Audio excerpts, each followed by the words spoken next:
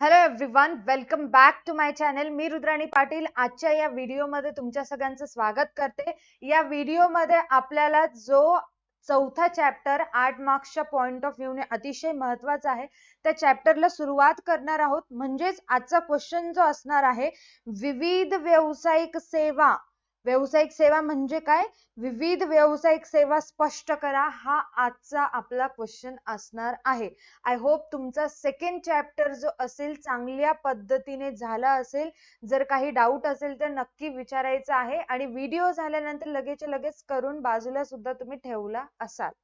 Okay, start करू आता आपण. विविध व्यावसायिक सेवा कोणत्या कोणत्या आहेत? म्हणजे व्यवसाय करण्यासाठी फक्त वस्तूंची खरेदी करणे, परत वस्तू ग्राहकांना विकणे एवढंच महत्वाचं नसून काही सेवा सुद्धा कराव्या लागतात आणि त्या सेवा अमूर्त अविभाज्य असतात, भिन्न असतात. ते मी या व्हिडिओमध्ये तुम्हाला एक्सप्लेन करणार आहे. पहा, जर तुम्हाला क्वेश्चन जर आला 8 मार्क्स साठी, व्यावसायिक सेवा म्हणजे काय आणि विविध व्यावसायिक सेवा स्पष्ट करा, असा जर क्वेश्चन एक्झामला आला तर तुम्हाला प्रस्तावना लिहायची आहे. प्रस्तावनेमध्ये काय काय लिहू शकता पहा.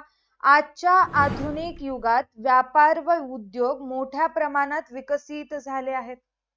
कारण बिझनेस आता फक्त आपल्या देशापुरतं मर्यादित नसून आपला बिझनेस हा ऑल अदर कंट्री मध्ये सुद्धा करत आहोत, तिथपर्यंत पोहोचत आहे. व्यापार म्हणजे फक्त वस्तूंची खरेदी विक्री एवढ्यावर मर्यादित नसून, मी तेच म्हटलं, व्यापार म्हणजे वस्तू खरेदी करणं आणि वस्तू ग्राहकांपर्यंत पोहोचवणं, विकणं एवढंच मर्यादित नसून त्या वस्तू ग्राहकांपर्यंत योग्य वेळी, टाइमला, योग्य ठिकाणी आणि योग्य स्वरूपात पोहोचवण्याची प्रक्रिया आहे. म्हणजेच टाइम टू टाइम ज्या वेळेस ग्राहकांना त्या वस्तूची उपयोग पडली, ग्राहक डिमांड केले, त्यावेळेस ती वस्तू ग्राहकांपर्यंत पोहोचली पाहिजे आणि ते ज्या ठिकाणी आहे तिथपर्यंत पोहोचली पाहिजे, तिथपर्यंत त्यांच्या घरापर्यंत सुविधा दिली पाहिजे आणि योग्य स्वरूपात पोहोचली पाहिजे. जी वस्तू आपण पाठवतात त्याची क्वालिटी चांगली असली पाहिजे, कुठल्याही प्रकारची डॅमेज वस्तू ग्राहकांपर्यंत पोहोचली नाही पाहिजे. ही प्रक्रिया आहे. या प्रक्रियेला यशस्वी करण्यासाठी, ही प्रक्रिया म्हणजे योग्य ठिकाणी पाठवणं, योग्य वेळी पाठवणं, योग्य स्वरूपात पाठवणं, वस्तूची क्वालिटी आणि वस्तू डॅमेज नसली पाहिजे, ही प्रक्रिया यशस्वी करण्यासाठी विविध सहाय्यकारी सेवांची आवश्यकता असते. म्हणजेच योग्य ठिकाणी, योग्य वेळी, योग्य स्वरूपात पाठवणे म्हणजेच विविध व्यावसायिक सेवा आपल्याला त्या ठिकाणी पार पाडाव्या लागतात. अशा सेवांना व्यावसायिक सेवा असे म्हणतात. उद्योगधंद्याचा व्याप दिवसेंदिवस वाढत आहे, व्यवसाय मोठा होत आहे, विविध टेक्नॉलॉजीज येत आहेत. आता तर AI ना असं बाजारामध्ये एंटर केले की आता ते शिकल्याशिवाय, त्या AI ला समजून घेतल्याशिवाय पर्यायच नाही, नाहीतर घरी बसावं लागतं. उत्पादनाची ठिकाणे, विक्रीची बाजारपेठ आणि ग्राहक वेगवेगळ्या भागात विखुरलेले आहेत. पंजाबमध्ये गहू आहे तर महाराष्ट्रामध्ये पाहिजे, ठीक आहे. आणि महाराष्ट्रामध्ये ज्या गहूवरती क्रिया केल्यानंतर जर आपण पॉकेट वगैरे तयार करत असो, चांगलं पीठ जर गव्हाचं वगैरे देत असेल किंवा गव्हाचे प्रोडक्ट बनवत असेल तर ते तुम्हाला तामिळनाडूमध्ये द्यावं लागते. ग्राहक आपला तिथं बसलेला आहे. म्हणजेच जो आपण एखादा व्यवसाय करतो, कच्चा माल दुसरीकडून आणावं लागतं, दुसऱ्या ठिकाणी माल तयार करावं लागतं, ग्राहक तिसऱ्याच ठिकाणी बसलेला तिथपर्यंत वस्तू पोहोचावी लागतात. त्यामुळे व्यवसायाच्या यशासाठी बँकिंग, विमा, हायलाइट करते, बँकिंग, विमा, वाहतूक, गोदाम, संप्रेषण अशा सेवांची महत्वाची भूमिका असते. जर तुम्हाला प्रत्येक ग्राहकांपर्यंत वस्तू पोहोचवायची असतील, तुमचा व्यवसाय दीर्घकाळ, चिरकाळ टिकवायचा असेल, व्यवसायाचा विकास व्हावा असं जर वाटत असेल, व्यवसायात वाढ व्हावी असं जर वाटत असेल, व्यवसाय व्यापक मोठा व्हावा जर असं वाटत असेल, तर व्यावसायिक सेवा अतिशय महत्वाचा रोल प्ले करत असतात व्यवसायामध्ये. प्रत्येक व्यवसाय सेवा आपल्याला आता जे इथून आपण पुढे डिस्कस करणार आहोत ना, विविध व्यावसायिक, विविध म्हणजे फक्त 5च आहेत, 5च आपल्याला डिस्कस करायचे आहेत. ते 5च्या 5 महत्वाचे आहेत. या सेवांमुळे व्यवहारात गती येते, धोके कमी होतात. म्हणजेच व्यवहारात जलद गतीने व्यवहार होत असतात. कारण आता ते बेसिक गोष्टी मी तुम्हाला पुढे पुढे सांगणारच आहे. बँकिंग सुविधा असेल, दुसऱ्या ठिकाणावरून माल आपण खरेदी केलो पण तिथे जाऊन माल आणणं पॉसिबल नसेल तर वाहतुकीद्वारे त्यांनी तिकडे पाठवू शकतात, ट्रान्सपोर्ट करू शकतात. पैसे पाठवण्यासाठी डायरेक्ट जायची गरज नाही. आपण ज्या ठिकाणी राहतो तिथल्या बँकेमध्ये गेलो, त्यांच्या खात्यामध्ये तिकडे पैसे पोहोचतात. कॉल वरती आपण सांगू शकतो संप्रेषणाद्वारे की बाबा मला एवढा एवढा माल पाहिजे, तिकडून तू पाठव. आलेला माल गोदामामध्ये ठेवू शकतो आपण. आपल्या त्या गोदामासाठी आपण विमा काढू शकतो. या विविध व्यावसायिक सेवा आहेत. या व्यावसायिक सेवेचा वापर केल्यामुळे सगळी कामे जलद गतीने होतात व धोके कमी होत असतात व ग्राहकांना वस्तू व सेवांचा पुरवठा सातत्याने केला जातो. आता पहा, ही होती तुमची प्रस्तावना. तुम्ही प्रस्तावना ऍज इट इज करू शकता, पुस्तकामधली सुद्धा करू शकता, तुमच्या मनाने सुद्धा तुम्हाला जशी आठवेल तशी लिहू शकता. पण प्रस्तावना अशा पद्धतीने तुम्हाला 2 पॅरेग्राफ मध्ये लिहा किंवा एकसारखं लिहा, काही हरकत नाही. एका पेज मध्ये प्रस्तावना आणि व्याख्या अशी बसवायची आहे, काहीही करून. पहा, व्याख्या आता ही व्याख्या तुम्हाला कंपल्सरी पाठ करायची आहे. कोणती आहे? अमेरिकन मार्केटिंग असोसिएशन यांच्या मते विक्री किंवा वस्तूंच्या विक्री संदर्भात देण्यात येणाऱ्या कृती, फायदे किंवा समाधान म्हणजे विविध व्यावसायिक सेवा आहेत. पहा, विक्री करणे, वस्तूची विक्री ग्राहकांना करावी लागते किंवा वस्तूंच्या विक्री संदर्भात देण्यात येणाऱ्या, जसे की वाहतूक आलं, गोदामाची सुविधा आली, हे विक्री आणि विक्री संबंधित सुविधा आहेत. या सगळ्या क्रिया ज्या आपण करत असतो त्या व्यावसायिक सेवांद्वारे केल्या जातात. पहा, आता नेक्स्ट पेज वरती तुम्ही अशा प्रकारचा डायग्राम काढायचा आहे. कोणते 5 व्यावसायिक सेवा आहेत? एक आहे बँकिंग सेवा, दुसरी आहे विमा, तिसरी आहे संदेशवहन, याला संप्रेषण असं सुद्धा म्हणतात. नेक्स्ट आहे चौथी आहे गोदाम सेवा, गोदाम सेवेला साठवणूक असं सुद्धा म्हणतात. त्याच्यानंतर लास्ट वन आहे वाहतूक सेवा, ही सुद्धा अतिशय इम्पॉर्टंट सेवा आहे. अशा 5 सेवा आहेत. हा डायग्राम अशा पद्धतीने काढू शकता किंवा सरळ सरळ असं सुद्धा तुम्हाला जमेल तसं सुद्धा तुम्ही काढू शकता, काहीही हरकत नाही. याला 1 मार्क देण्यात येतं. कंपल्सरी एका पेज वरती हे तुम्हाला शिस्त काढावंच लागणार.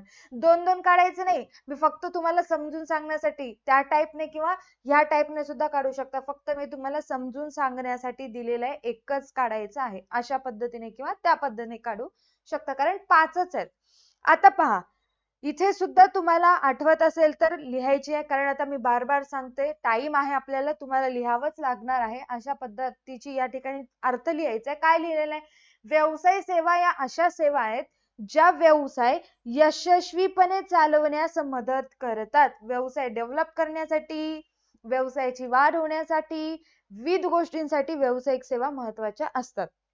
या सेवा व्यवसाय अखंडपणे कार्यरत राहण्यात व वाढवण्यात मदत करतात. विविध व्यावसायिक सेवा या पुढील प्रमाणे आहेत. ही लाईन तरी कंपल्सरी तुम्हाला लिहायची आहे, म्हणजे लिहायची आहे. आता एक एक व्यावसायिक सेवेबद्दल आपण डिस्कस करू.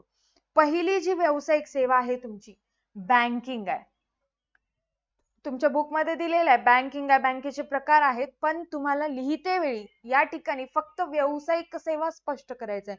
म्हणून तुम्हाला नेक्स्ट पेज वरती आल्यानंतर बँकिंग बद्दल अख्खा 1 पेज एक्सप्लेनेशन द्यावं लागणार आहे.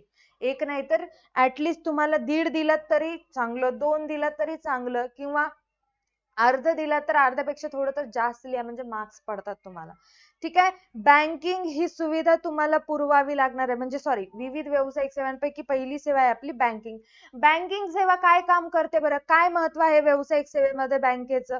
तर सपोज आपल्या कंपनीमध्ये नवीन प्रोजेक्ट वरती आपल्याला काम करायचंय. नवीन प्रोजेक्ट आहे, आपल्याला नवीन कार तयार करायची आहे. प्रोजेक्ट कोणता आहे? नवीन कार तयार करायची, हा आपला प्रोजेक्ट आहे. पण त्या प्रोजेक्ट साठी भांडवल नाहीये, निधी नाहीये. मग अशा वेळेस व्यवसाय काय करतो? बँकेकडे जातो की मला एक नवीन प्रोजेक्ट करायचा आहे, त्या प्रोजेक्ट साठी निधी बँकेकडे मागतो आणि बँक त्यावेळेस या प्रोजेक्ट साठी निधी पुरवत असते, म्हणजेच भांडवल देत असते, म्हणजेच कर्ज पुरवत असते. किती सोपं आहे, किती सोप्या भाषेत सांगले. सपोज व्यवसायाला एखादा नवीन प्रोजेक्ट किंवा एखादी नवीन मशीन घ्यायची असेल, नवीन उपकरण घ्यायचं असेल, नवीन टेक्नॉलॉजी आली, त्या मशीन चांगली चालते, त्याच्यामुळे व्यवसायामध्ये ग्रोथ होत असेल, त्या मशीन परचेस करायची असेल, पण भांडवल नाहीये, पैसे नाहीत, तर अशा वेळेस बँक मदत करत असते. भांडवल पुरवण्याचं काम बँक करत असते. इथपर्यंत क्लिअर आहे? समजलं? आता बँक काय काय कामे करते त्याच्याबद्दल पण डिस्कस करू. बँक विविध ग्राहकांकडून ठेवी स्वीकारत असते व कर्ज सुद्धा प्रोव्हाइड करत असते. गरजू लोकांना कर्ज सुद्धा देत असते. जसं की म्हटलं मी, आपल्याला एक नवीन प्रोजेक्ट वरती काम करायचंय, तर निधी नसल्यामुळं बँक आपल्याला पैसे पुरवत असते. अशा प्रकारे बँक मदत करत असते. समजलं? पैशांची देवाणघेवाण बँकेमार्फत केली जाते. आता आणखीन एक एक्झाम्पल समजून घ्या. आपण आपल्या व्यवसायामध्ये हा नवीन प्रोजेक्ट वर काम करणार आहोत. या प्रोजेक्ट साठी लागणारे जे काही स्पेअर पार्ट्स आहेत, ते सध्या आपल्याकडे उपलब्ध नसल्यामुळे बाहेरून आपल्याला मागवावं लागणार आहे. मग आपण काय केलो? कॉल केलो, म्हणजे आपण काय म्हणतो त्याला?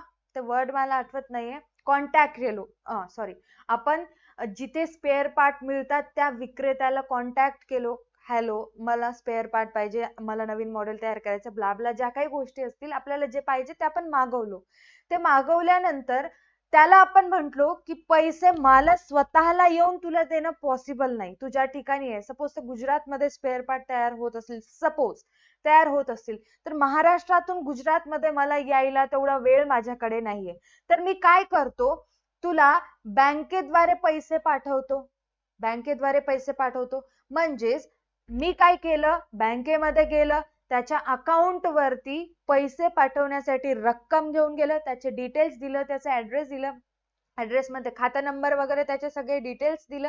ते दिल्यानंतर तो माल इथे आला आणि बँकेमार्फत इथून महाराष्ट्रातून गुजरातमध्ये पैसे त्याच्या अकाउंटला गेले. म्हणजे हे काय आहे? अशा विविध व्यावसायिक सेवा व्यवसाय चालवण्यासाठी, व्यवसायाचा वेळ वाचवण्यासाठी मदत करत असतात. अतिशय सोपं आहे. सपोज मला महाराष्ट्रातून गुजरातला जायचं म्हणजे किती किती उठाठेवा करावं लागलं असतं बरं. मी डायरेक्ट काय केलं, बँकेमध्ये गेलं आणि डायरेक्ट मागवलं. आता तर बँक आणखीन सोप्या सुविधा प्रोव्हाइड केलेल्या आहे. काहीच करायची गरज नाही. मोबाईल ओपन करायचं, पैसे ट्रान्सफर करायचं. ही बँकेने दिलेली एक सुविधा आहे. व्यावसायिकांना या ठिकाणी फायदा होत असतो. संपलं. बँकेमध्ये पण जायची गरज नाहीये. एखाद्या ठिकाणी आपल्याला जर मोठी रक्कम पाठवायची असेल तर आपण पाठवू शकतो. समजायला ना? म्हणजेच बँक काय करते, व्यवसायाची कामे सोपी करण्यासाठी ठेवी स्वीकारणे, कर्ज देणे इत्यादी गोष्टी प्रोव्हाइड करत असते. आता कुठलीही मोठी कंपनी असू दे, असं नाही की मॅम एक्झाम्पलच सांगायली नाही, एखादी कार तयार करणारी जी टाटा मोटर्स नावाची कंपनी पण आहे, त्यांना जर नवीन प्रोजेक्ट वरती काम करायचंय, भांडवल नसेल तर त्यांना कर्ज घ्यावं लागतं, निधी बँकेकडून मिळवावी लागते म्हणजे लागतेच. अशा पद्धतीने बँक व्यवसायाला मदत करत असते.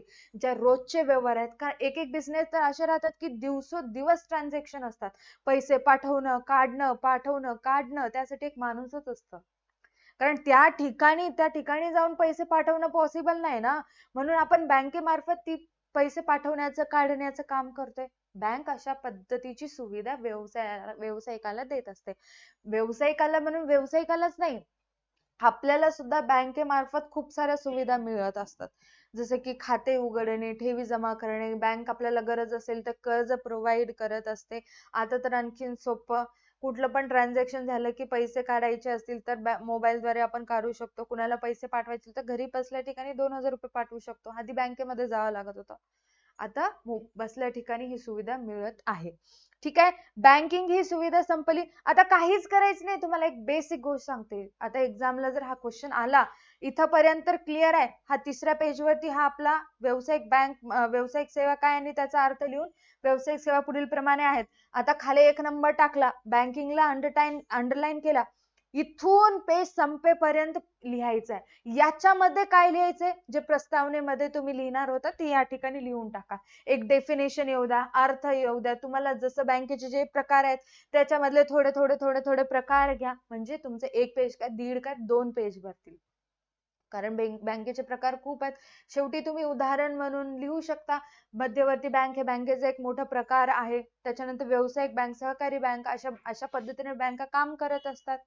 बँक कधी सुरुवात झाली, बँकेची स्थापना कधी झाली, या सगळ्या गोष्टी याच्यामध्ये ऍड करू शकता. म्हणजे जे प्रस्तावनेमध्ये लिहिणार होता तेच या ठिकाणी लिहून टाकायचंय. अतिशय सोपं आहे. त्याच्यानंतर पुढच्या सेवेकडे येऊया आपण. पुढची सेवा आहे आपली विमा. ही सुद्धा व्यवसायाच्याच नाही, आपल्या पॉइंट ऑफ व्ह्यू न सुद्धा अतिशय महत्वाची व्यावसायिक सेवा आहे. पहा आता विमा कशा पद्धतीने काम करते. विमा हे व्यवसायामध्ये आग, चोरी, पूर, मालाची हानी इत्यादी पासून नुकसान भरपाई करून देत असते. नुकसान पूर्णपणे कमी करत नाही, फक्त झालेल्या नुकसानाची भरपाई मात्र विमा करून देत असते. पण तेवढंच जीवाला समाधान तरी वाटतं. आता विमा कसं काम करते. विमा कंपनीकडे विमाधारक आपण ज्या गोष्टीसाठी विमा काढत आहोत ते सांगतो आणि त्या गोष्टीसाठी विमा काढतो.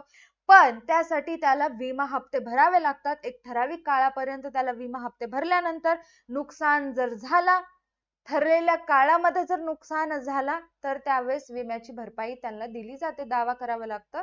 विमा भरपाई, नुकसान भरपाई करून देत असते विमा कंपनी. विमा कंपनी खूप आहेत. LIC हे तर ज्वलंत उदाहरण आहे. आपण किती पॉलिसीज काढत असतो.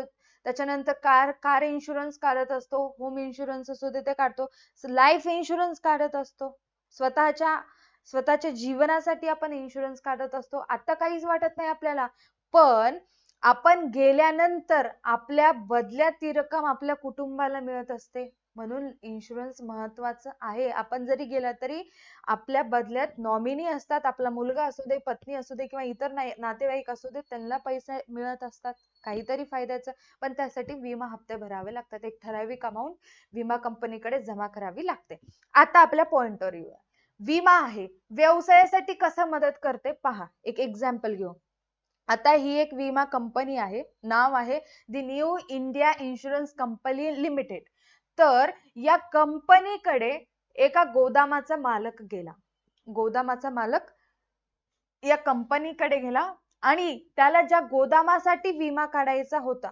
विमा कशासाठी काढला जातो हे आधी समजून घ्या. होणाऱ्या नुकसानीपासून, जे भविष्यामध्ये नुकसान होणार आहेत त्या नुकसानीसाठी विमा आत्ता काढावा लागतो. जसं की गोदामाला आग लागू शकते, गोदामामध्ये पाणी साचून पूर सुद्धा येऊ शकते, शॉर्ट सर्किट सुद्धा होऊ शकते, मालाची चोरी सुद्धा होऊ शकते. या गोष्टीसाठी विमा काढावा लागतो. तर व्यवसाय किंवा गोदाम मालक काय केला, कंपनीमध्ये गेला आणि मला माझ्या गोदामासाठी विमा काढायचा असं सांगितलं. ठीक आहे म्हणलं, जी पॉलिसी आहे ती एक्सेप्ट झाली, विमा काढला गेला. गोदाम मालक विमा हप्ते भरला, ठराविक काळापर्यंत हप्ते भरला आणि ठराविक काळापर्यंतच नुकसान व्हावं लागतं. बाय चान्स त्याने हप्ते भरल्यानंतर दुसऱ्या महिन्यातच त्याच्या गोदामाला ढणढण आग लागली. ज्या गोदामासाठी त्याने विमा काढला होता, अचानकपणे त्याच्या गोदामाला आग लागली. अशा वेळेस जर विमा काढला नसता तर पायाखालची जमीन सरकली असती. पण आपण त्या गोदामासाठी विमा काढून ठेवला होता. मग गोदाम मालक काय करतो, परत त्याच कंपनीकडे जातो, या कंपनीकडे जातो आणि माझ्या गोदामाला आग लागली आहे विम्याचा दावा करतो. दावा केल्यानंतर जे काही या कंपनीमध्ये काम करणारे एम्प्लॉई आहेत त्यांना सांगतात की तुम्ही जा, खरंच आग लागली आहे का, कशामुळे आग लागली, रिझन काय आहे, या सगळ्या गोष्टींची पडताळणी करा. मग त्याच्यानंतर जर त्यांना खरंच जेन्युइन वाटलं की आग लागली असेल, काही रिझनमुळे आग लागली असेल, तर विमा कंपनी नुकसान भरपाई देण्यास तयार असते. एक गोष्ट नीट लक्षात घ्या. विमा कंपनी आग लागली ऐकल्याबरोबर की गोदाम मालक रडत आला की माझ्या गोदामाला आग लागली, मला नुकसान भरपाई द्या, असं म्हणल्याबरोबर देत नाही. 1-2 दिवसांचा टाइम घेते, इन्स्पेक्शन करते, आग कशामुळे लागली, विमा किती काढला होता, या सगळ्या गोष्टींची पडताळणी केल्यानंतर त्यांना वाटलं की खरंच जेन्युइनली आग लागली असेल तर नुकसान भरपाई देण्यास तयार होत असते. पण नुकसान भरपाई देते म्हणजे अख्खं गोदाम ऍज इट इज तयार करून देत नाही. जसं आधीची सिच्युएशन होती, कट टू कट ती सिच्युएशन नाही, त्या सिच्युएशन पर्यंत पोहोचवण्याचा प्रयत्न करीत असते. सपोज 7-8 कोटीचा माल या गोदामामध्ये होता, पण विमा आपण फक्त 4 कोटीचाच काढला असेल, तर ते 4 कोटीचा विमा ते देत असतं. पण गोदामात 7 कोटी माल आहे, 4 कोटी विमा काढलं नाही, मला 7च्या 7 कोटीचं विमा पाहिजे, मला तर नुकसान भरपाई पाहिजे, मला तर देत नाही. तू जेवढं काढलं होतंस तेवढं मिळतं. म्हणजेच नुकसान पूर्णपणे कमी करत नाही, नुकसान जो आहे पूर्णपणे टाळता येत नाही, कमी करण्याचा प्रयत्न केला जातो. बाकीचं नाही तर नाही बाबा, बाकीचे 3 कोटी गेले तर गेलं माल, पण 4 कोटीचं तर एवढं नाही, यात समाधान मानावं लागतं. विमा कंपनी अशा पद्धतीने काम करत असते. आता विमा हे अग्निविमा असू शकते, सागरी विमा सुद्धा असू शकते, किंवा जीवन विमा. 3 विम्याचे प्रकार आहेत तुमच्या बुकमध्ये. जीवन विम्यामध्ये पॉलिसीज वगैरे सांगितलेले, अग्निविम्यामध्ये अग्निविम्याचे प्रकार सांगितलेले आहेत, आणि सागरी विम्यामध्ये सागरी विम्याचे वॉइस पॉलिसी, हे सगळ्या गोष्टी सांगितलेल्या आहेत. त्या प्रत्येकांचा अभ्यास तुम्हाला चांगल्या पद्धतीने करायचा आहे. बाल विमा वगैरे खूप खूप तुम्हाला विम्याचे प्रकार त्या ठिकाणी दिलेले आहेत. आता तुम्हाला विमा हा चांगल्या पद्धतीने समजला असेल, विमा कशा पद्धतीने काम करतो हे समजलं असेल. आता तुमच्या घरात जर चोरी झाली, त्या गोष्टी, त्या फक्त पर्टिक्युलर ही पेन जर रात्री चोर येऊन जर घेऊन गेलं, जर मी या पेनीसाठी, सपोज एवढ्याशा गोष्टीसाठी आपण विमा काढत नाही, सपोज या पेनीसाठी जर मी इन्शुरन्स काढून ठेवला आणि विमा कंपनीकडे दावा केला की माझी पेन चोरीला गेलेली आहे, मला नुकसान भरपाई पाहिजे, इन्स्पेक्शन होते, नुकसान भरपाई चौकशी करते, पडताळणी करते, मग त्यांना समजलं की पेन खरंच हरवलेली आहे, मग त्याच्यानंतर विमा कंपनी या पेनीच्या बदल्याची रक्कम मला देते. पूर्ण पेन आणून देत नाही, रक्कम मला देते, आणि नवीन पेन मला घ्यावी लागते. कदाचित अर्धे पैसे पण देऊ शकते. मग त्याच्यानंतर जी चोरीला गेली होती, आपण कंप्लेंट सुद्धा केलेलं असतं पोलीस स्टेशन मध्ये की माझी पेन चोरीला गेली म्हणून. सपोज पकडायला काय हरकत आहे, एवढ्याशा गोष्टीसाठी काही होत नाही, पण मी तुम्हाला एक एक्झाम्पल सांगते. पेन चोरीला गेली म्हणून आपण हे पण करू शकता, कंप्लेंट पण करू शकता. कंप्लेंट केल्यानंतर तुम्ही काय इन्शुरन्स काढला होता का, मग इन्शुरन्स कंपनीकडे जा, मग दावा नुकसान भरपाई ते देतात, घ्या म्हणलं. पण काही दिवसानंतर असं झालं की आपण केलेल्या कंप्लेंट वरती पोलीस तसंच ठेवले, ती FIR तशीच ठेवली आणि त्याच्यावरती काम केले, आणि चोर सापडला, ती पेन चोराला सापडली. मग अशा वेळेस पोलीस आपल्याला अजिबात कॉन्टॅक्ट करत नाहीत. पोलीस इन्शुरन्स कंपनीला कॉन्टॅक्ट करतात आणि ती पेन त्यांच्याकडे दिली जाते. आपल्याला नंतर काहीच मिळत नाही. एकदा नुकसान भरपाई मिळाली त्याच्यानंतर आपल्याला काहीच मिळत नाही. ही वस्तू परत मिळत नाही, ती कंपनीकडे जाते. हे पण आहे. आता हे विम्याची जी तत्वे आहेत त्याच्यामध्ये मी तुम्हाला चांगल्या पद्धतीने एक्सप्लेन करते की विमा कशा पद्धतीने ऍक्च्युअल मध्ये काम करतं. ओके, क्लिअर आहे? सेकंड झालं, सेकंड व्यावसायिक सेवा झाली. त्याच्यानंतर नेक्स्ट वन आहे वाहतूक. अतिशय इम्पॉर्टंट, ही तर अतिशय महत्वाची आहे. आपल्या व्यवसायामधल्या बेसिक गोष्टीसाठी ही वाहतूक सुविधा लागते. वस्तूंचं उत्पादन जरी घ्यायचं असेल त्यासाठी कच्चा माल आवश्यक आहे. कच्चा माल आणण्यासाठी या व्यावसायिक सेवेची आवश्यकता आहे. सपोज मी म्हंटल की माझ्या व्यवसायामध्ये गहू हे पंजाब वरनं येतात. माझ्या व्यवसायामध्ये गहू जे आणते मी पंजाब वरनं येतात. पंजाब वरून गहू महाराष्ट्रात आणण्यासाठी ट्रान्सपोर्टची आवश्यकता असते, म्हणजेच वाहतुकीची आवश्यकता असते. भले ते रेल्वेने येऊ दे किंवा रेल्वे किंवा रस्ते वाहतुकीने येऊ दे, गाडी ट्रक असू दे किंवा रेल्वेने येऊ दे, म्हणजेच वाहतूक महत्वाची आहे. त्याच्यानंतर माझा व्यवसाय महाराष्ट्रामध्ये आहे. एखादा रेझन आर्टचा माझा बिझनेस आहे. सपोज पकडा, गृहीत धरा, काय चाललंय आपलं एक्झाम्पल समजून घ्यायचं असेल तर. रेझन आर्ट कळतं तुम्हाला? कळत नसेल तर सर्च करा. रेझन आर्टचा व्यवसाय मी स्वतः घरी चालवते आणि माझं कस्टमर आहे दिल्लीचं. माझं कस्टमर दिल्लीचं आहे.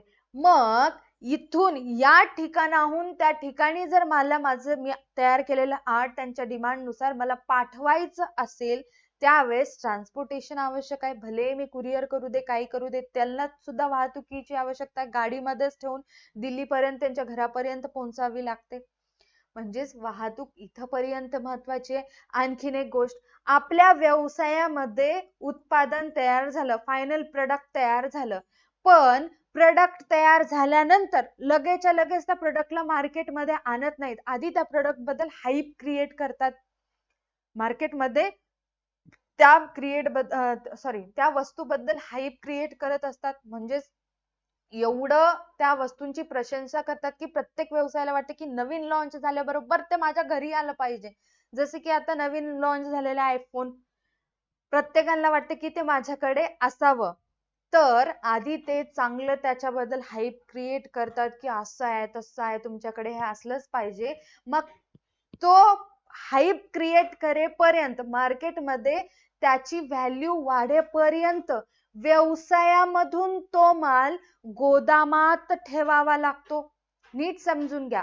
लगेचच्या लगे वस्तू तयार झाली, बाजारात आणलं असं नाही. हाईप क्रिएट करावं लागतं, कारण विक्री तरी वाढवावी लागते. आधी कल्पना द्यावी लागते, लोकांना सांगावं लागतं, वस्तूबद्दल प्रशंसा करावी लागते, ऍडव्हर्टाइजमेंट करावी लागते, न्यू लॉन्च म्हणून आणावं लागतं. मग त्या कालावधीमध्ये 1 महिन्याचा सपोज किंवा 3-4 महिन्याचा कालावधी असेल, हाईप क्रिएट करण्यासाठी जर आपल्याला थोडा वेळ लागत असेल ऍडव्हर्टाइजमेंटसाठी वगैरे, तोपर्यंत तो माल आपल्याला गोदामामध्ये ठेवावा लागतो. जर आपला गोदाम दुसऱ्या नगरमध्ये आहे आणि व्यवसाय दुसऱ्या ठिकाणी आहे, तर त्या ठिकाणाहून ह्या ठिकाणी माल आणण्यासाठी सुद्धा, व्यवसायापासून ते गोदामापर्यंत माल आणण्यासाठी सुद्धा वाहतुकीची आवश्यकता आहे. ट्रकमध्ये माल टाकायचा आणि इकडे या गोदामात आणून ठेवायचं. वाहतुकीची आवश्यकता आहे ना, म्हणून व्यवसायामध्ये छोट्या छोट्या गोष्टींसाठी वाहतूक आवश्यक असतं. नीट लक्षात घ्या.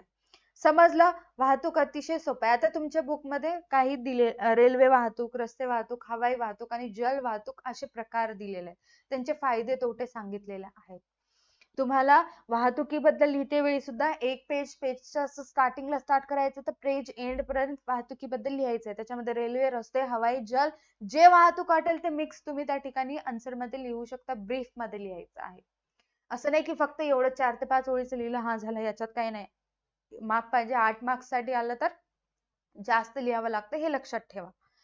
ओके, वाहतूक क्लिअर आहे. त्याच्यानंतर गोदाम ही सुविधा लक्षात घ्या. ही तर अतिशय सोपी आहे. मी काय म्हंटल होतं, आत्ताच एक्झाम्पल सांगितलं होतं तुम्हाला.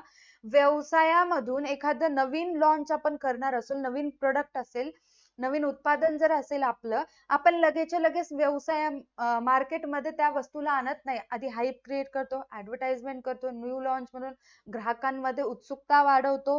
मग तो जो पिरियड आहे 3 ते 4 महिन्याचा, त्या 3 ते 4 महिन्याचा जो पिरियड असतो, त्या काळामध्ये व्यवसायामध्ये आणखीन उत्पादन चालू राहते. जागेची कमतरता असल्यामुळे सुरक्षिततेसाठी आपण तो माल साठवणुकीसाठी गोदामात ठेवत असतो. म्हणजे गोदाम ही एक सुद्धा व्यावसायिक सेवा आहे. व्यवसायासाठी अतिशय महत्वाची सुविधा आहे.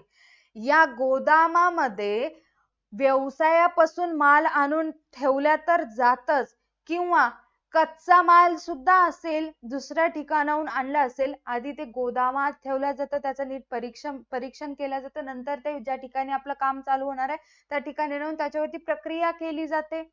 अतिशय सोपं आहे, समजायला ना. आता मोठे मोठे जे आपल्या आसपासच्या जवळ, घराजवळ वगैरे भांड्याचे वगैरे दुकानं असतात, ज्यांचा दुकान खूप मोठा आहे, त्यांना गोदामाची आवश्यकता नाही, पण तरीही ते गोदाम ठेवतात.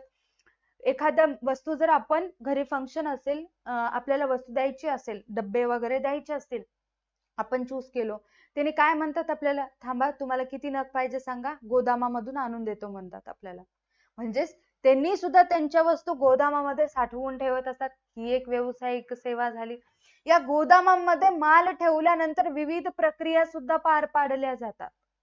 विपणन ही प्रक्रिया, जसं की प्रतवारी असू दे किंवा पॅकेजिंगचं काम असू दे, ठेवल्या ठिकाणी गोदामामध्ये केलं जातं. या गोदामामुळे वस्तूला सुरक्षितता सुद्धा मिळत असते. सपोज आपले जे पदार्थ आहेत, काय म्हणतो आपण, जास्त काळ न टिकणारे नाशवंत पदार्थ आहेत आपले. मग त्यावेळेस तर गोदामाची व्यवसायाला अति आवश्यक शीतगृह लागतो. गोदामाची सगळ्यात जास्त गरज असते. टेम्परेचर एकदम कमी पाहिजे. जसं की बर्फचा आपला बिझनेस असेल, त्यासाठी तर वेअर हाऊस जे शीतगृह आहेत ते अतिशय महत्वाचे असतात. समजायले? आणखी एक गोष्ट समजून घ्या. गोदाम कशा पद्धतीने काम करते. एखादा शेतकऱ्याला एखादं पीक पिकल्यानंतर, जसं की तांदूळ आणि गहू घ्या किंवा इतर कोणते पण डाळी घ्या, काही घ्या, तुम्हाला जे वाटतं ते, त्या मालाला जोपर्यंत भाव येत नाही तोपर्यंत तो माल शेतकरी गोदामात साठवून ठेवत असतो. हे तुम्हाला माहितीये. ज्या वेळेस 6 महिने 1 वर्ष मालाला भाव लवकर येत नाही, म्हणून ज्या वेळेस वाटलं की मालाला योग्य भाव मिळणार आहे, त्यावेळेस तो माल गोदामातून काढून बाजारपेठेत जाऊन विकल्या जातो. गोदाम इतपत महत्वाचे आहे. शेतकऱ्यांच्या दृष्टीने सुद्धा गोदाम अतिशय महत्वाचं आहे. गोदामामध्ये वस्तू ठेवायला लागतात, कारण गोदामामध्ये वस्तू ठेवायला लागतं. गोदाम चार्जेस घेत असतं आणि त्याचबरोबर आपल्या मालाची योग्य ते काळजी सुद्धा गोदामामार्फत पुरवली जाते. कारण धान्य ठेवल्या ठिकाणी त्यांना कीड वगैरे लागते, म्हणून योग्य काळजी सुद्धा घ्यावी लागते. यासाठी गोदाम काहीतरी चार्जेस सुद्धा आकारत असते, एक पावती देत असते, पैसे आपल्याला द्यावं लागतं, म्हणजे भाडं द्यावं लागतं गोदामाचं. इथपर्यंत क्लिअर आहे. आता गोदाम आणखीन एक सुविधा पुरवत असते. कोणती सुविधा? आपण आपला 1 टन माल गोदामात, तेवढं नकोच, जाऊ दे, धरा की पकडा, आपल्याला काय एक्झाम्पल समजून घ्यायचंय. आपण आपला 1 टन माल या गोदामात साठवून ठेवलेला आहे. मग गोदामात माल साठवून ठेवलो याची पावती आपल्याला, रिसिप्ट आपल्याला गोदाम मालक देत असते. जर आपल्याला अचानक पैशांची गरज पडली आणि जे माल गोदामात आहे त्याला चांगला भाव नाहीये, अशा वेळेस, ठीक आहे, जो माल गोदामात आहे त्याला चांगला भाव नाहीये, अशा वेळेस पैशांची अत्यंत गरज पडली असेल, गोदाम मालक जी पावती आपल्याला देतो, रिसिप्ट जी आपल्याला देतो, त्या रिसिप्ट वर आपल्याला बँकेकडून पैसे मिळू शकतात. हे नीट आहे का? बँकेकडून आपल्याला रिसिप्ट वर पैसे मिळू शकतात, कारण तारण म्हणून आपण आपलं 1 टन माल गोदामातलं ठेवलेलं असतं. तारण म्हणून काहीतरी ठेवावं लागतं ना. असं कसं? तारण म्हणून हे गोदामातलं माल आपण आता ठेवावं लागतं तारण म्हणून. जर मला त्या बँकेला जेवढी रक्कम मी त्या पावतीवर उचललेली आहे, त्या रकमेचे जर पैसे देणं झालं नाही, एका ठराविक काळापर्यंत टाइम दिलेलं राहतं, वेळ म्हणजे दिवस सांगितलेले राहतात, वर्षभरासाठी लागत असेल, ती रक्कम जर मला फेडणं पॉसिबल झालं नाही, जे 1 टन माल मी या गोदामात ठेवलं होतं ते माझ्याकडून गेलं असं समजावं लागतं. समजायले? गोदाम आर्थिक सहाय्य सुद्धा करत असते. कुणाला? व्यावसायिकाला मदत करत असते, किंवा इव्हनली शेतकऱ्यांना सुद्धा गोदाम अशा पद्धतीने कर्ज पुरवठा किंवा निधी मिळवून देण्याचं काम करत असते. ही एक गोदामची खासियत आहे. पण यासाठी सुद्धा रिस्क वगैरे खूप गोष्टी असतात. जर वेळेत जर पैसे बँकेला आपण दिलो नाही, बँक काय करते? आपला माल गोदामातून उचलून नेते आणि प्रूफ म्हणून काय दाखवते? ठेव पावती दाखवते. गेलं, हाय ते पण गेलं. म्हणून वेळेत पैसे देणं गरजेचं आहे. ठीक आहे, गोदाम ही सुविधा तुम्हाला चांगल्या पद्धतीने समजली. त्याच्यानंतर लास्ट वन जो प्रकार आहे तो संप्रेषण आहे. याला आपण संदेशवहन असं सुद्धा म्हणू शकतो. संदेशवहन कसं म्हणू शकतो पहा, मी आता सांगितलं तुम्हाला, पंजाबचे गहू मला महाराष्ट्रात आणायचे असेल तर आधी मला कॉन्टॅक्ट करावं लागतं की पंजाबमध्ये ह्या ठिकाणी गहू मिळतात, तर मला आधी कॉन्टॅक्ट करावं लागतं व्यावसायिकाला. हॅलो, मला गहू पाहिजे होते, एवढं माल पाहिजे, तुमच्याकडे किती माल आहे, तुम्ही कसं पाठवणार, या सगळ्या गोष्टी बोलाव्या लागतात. या गोष्टी मी मोबाईलवर बोलते, म्हणजे संप्रेषण हा सेवा त्या ठिकाणी आली, किंवा ही सेवा त्या ठिकाणी आलेली आहे. ठीक आहे, या ठिकाणाहून इथं बसून माझा आवाज तिथपर्यंत जाणार नाही ना. व्यावसायिक या ठिकाणी बसला आणि पंजाबमध्ये आवाज जाणार नाही ना. कॉन्टॅक्ट करण्यासाठी, बोलणं करण्यासाठी मोबाईलची आवश्यकता आहे. मोबाईलद्वारे आपण संवाद साधू शकतो, संप्रेषण करू शकतो, संदेशवहन करू शकतो, कॉन्टॅक्ट करू शकतो. मग त्यांनी पंजाबमधून गहू महाराष्ट्रामध्ये पाठवणार. मोबाईलचा उपयोग करून आपण संप्रेषण या ठिकाणी केलेलं आहे. आता जे विविध आपल्या घरामध्ये एक इंजिनियर असतात, आपले दादा किंवा कोणी पण पकडा, इंजिनियर लोक असतात. त्यांनी IT कंपनीमध्ये काम करत असतात. बाहेरच्या लोकांसाठी ते काम करत असतात. आता बाहेरचे लोक तिथून आवाज दिले आपल्याला इथे तर आवाज येणार नाही. तिने तिथे काय सांगलं ते आपल्याला इथे तर कळणार नाही. मग त्याच्यासाठी त्यांनी रोज व्हिडिओ कॉल करून जे काही त्यांचं प्रोजेक्ट असेल ते एक्सप्लेन करत असतात. ईमेल पाठवत असतात. ईमेल थ्रू काम करत असतात. हे सुद्धा एक संप्रेषणाचं साधनच आहे. व्यवसायामध्ये ईमेल थ्रू सुद्धा काम केलं जातं. समजायले म्हणजे त्या ठिकाणी बसून ते या ठिकाणी आपल्याला ईमेल थ्रू काम सांगतायत आणि गरज पडल्यास व्हिडिओ कॉल वरती प्रोजेक्ट एक्सप्लेन करत आहेत. हे सुद्धा एक संप्रेषणाचं माध्यमच झालं. त्याच्यानंतर जे डाकघर वगैरे आहे, ज्याला आपण पोस्ट ऑफिस असं म्हणत आहोत, या ठिकाणाहून त्या ठिकाणी चिठ्ठी पाठवत असतात, संदेश पाठवत असतात. हे तर खूप सोपं एक्झाम्पल आहे. जे पोस्ट ऑफिस आहे ते काय काम करतं? आधी असं चालत होतं, आता तर व्हॉट्सअप आलं, एका सेकंदाभराचंच काम झालेलं. आधी पोस्टामध्ये जाणार, जे काही आपलं संदेश आहे ते चांगल्या पद्धतीने लिहिणार, लिफाफ्यामध्ये टाकणार, त्याच्यावरती तिकीट लावणार, मग आपलं ऍड्रेस आणि त्यांचं ऍड्रेस प्रॉपर त्या लिफाफ्यावर लिहिणार, पोस्टात देणार. मग त्याच्यानंतर 2-3 दिवसानंतर त्या पोस्ट ऑफिस मधून त्या पोस्ट ऑफिस मध्ये जाणार आणि ती पोस्ट जे आपण चिठ्ठी पाठवलं होतं, संदेश पाठवलं होतं, ते त्या ठिकाणी त्या व्यक्तीला मिळणार. व्यवसायामध्ये पण आधी असंच चालायचं, एखादी गोष्ट पाठवायची असेल किंवा एखादं सामान पाठवायचं असेल, एखादी वस्तू पाठवायची असेल तर पोस्ट ऑफिसचा उपयोग करायचा. आता तर नवीन नवीन ट्रान्सपोर्ट एजन्सी वगैरे आलेल्या आहेत. खूप साऱ्या गोष्टी म्हणजे खूप सारे ट्रान्सपोर्ट एजन्सी आलेल्या आहेत. त्यांनी ते काम करतात. एवढं पोस्टामध्ये जायची गरज पडत नाही. म्हणजेच पोस्टात मार्फत संप्रेषण केल्या जातं, संदेशवहन पार पाडल्या जाते. येणाऱ्या व्हिडिओमध्ये मी तुम्हाला एक्सप्लेन करणारच आहे. त्याच्यानंतर व्हॉट्सअप बिझनेस नावाचा एक नवीन प्रकार आला आहे. व्हॉट्सअप बिझनेस म्हणजेच काय? घरी बसल्या ठिकाणाहून तुम्ही व्यवसाय करू शकता आणि कॉन्टॅक्ट करू शकता. कसं? एखाद्या छोट्या बेकरीने व्हॉट्सअप ग्रुपमध्ये आजचा फ्रेश केक उपलब्ध आहे असं सांगल्यानंतर सगळेजण येऊन ते केक घेतात. पण व्हॉट्सअपद्वारे सांगणं, एखादी गोष्ट एका व्यक्तीकडून दुसऱ्या व्यक्तीकडे पोहोचणं म्हणजेच काय आहे? संप्रेषण आहे. म्हणजेच काय आहे? संदेशवहन आहे. इंटरनेटचा वापर करून आपण एखादी माहिती, एखादी गोष्ट एका ठिकाणाहून दुसऱ्या ठिकाणी पोहोचवत आहोत. म्हणजेच काय झालं? संप्रेषण झालं. संदेशवहन करत आहोत. संदेशवहन म्हणजे एकच, एका व्यक्तीकडून दुसऱ्या व्यक्तीकडे माहिती, तंत्र किंवा संदेश हस्तांतरित होणे म्हणजे संदेशवहन होय. अतिशय सोपं आहे.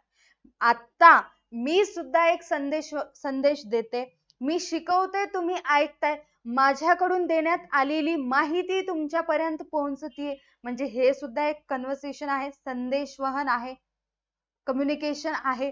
समजायले?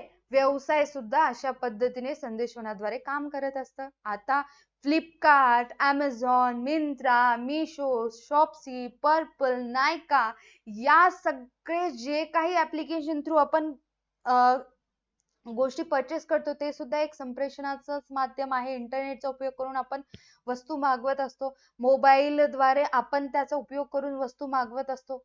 आपल्याला कॉल येतो ना डिलिव्हरी बॉयचं किंवा जे काही डिलिव्हरी करणारे असतात की मी तुमचं काय म्हणतात पार्सल आलेलं येऊन घेऊन जा किंवा तुमचा ऍड्रेस हेच आहे का करेक्शनसाठी कॉन्टॅक्ट करतात. संदेशवहन आलं. समजायले? व्यवसायामध्ये पण अशा पद्धतीनेच काम केल्या जातं. संदेशवहन व्यवसायाच्या पॉइंट ऑफ व्ह्यूने आणि सगळ्याच पॉइंट ऑफ व्ह्यूने अतिशय महत्वाचा आहे. आता ते तुम्हाला समजलंच असेल. ओके. झोमॅटो असू दे, स्विगी असू दे, जेवढेही फूड ऍप आहेत ज्यांच्या मार्फत आपण खायची वस्तू ऑर्डर करत असतो, हे सुद्धा एक संदेशवहनाचंच माध्यम आहे. घरी बसल्या ठिकाणाहून आपण वस्तू मिळवत आहोत कॉन्टॅक्ट करून. बस संपलं. सोपं आहे. हे होते तुमचे 5 व्यावसायिक सेवा. अतिशय सोप्या आहेत आणि एखादी एक व्यावसायिक सेवेबद्दल जसं बँक, विमा, वाहतूक, गोदाम, संप्रेषण याच्याबद्दल डाऊट असेल तर नक्की कमेंट सेक्शन मध्ये कमेंट करायचं आहे. आणि त्याचबरोबर जर तुम्हाला याच्यामध्ये एक्सप्लेनेशन मध्ये काय लिहावं, एक पेज लिहावं लागतं मॅडम, काय लिहावं हे समजत नसेल, एक पेज म्हणून असं जबरदस्ती नाही, जर मार्क्स चांगले मिळवायचे असेल तर बेटा एवढं एफर्ट्स घ्यावंच लागतं. ओके, काय लिहावं समजत नसेल तर या व्हिडिओच्या डिस्क्रिप्शन मध्ये मी 100 रुपीज नोट्स एक्सपर्ट नावाचा जो कोर्स आहे त्याची लिंक देत आहे. त्या लिंक वरती क्लिक करायचंय, ऍप डाउनलोड करायचंय आणि कोर्स परचेस करायचंय.